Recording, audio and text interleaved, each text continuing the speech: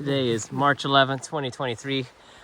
We are at Pratt Connector Trail going on an overnight backpack. This will be our first, this will be my first backpack of the year.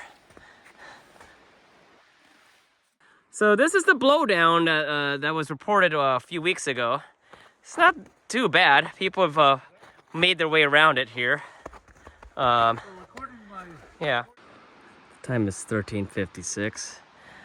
I've arrived at the Pratt Connector camp area.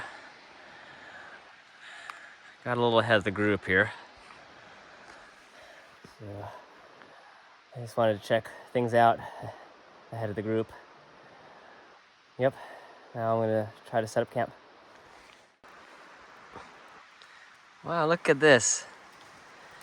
Nice structure you made here.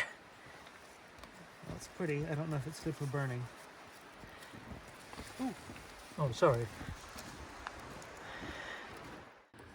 Dinner for tonight is ginger stir-fried rice with beef by Alpineer. And that is a good one. That's a very good one too. Mm-hmm. Sure enough. All right.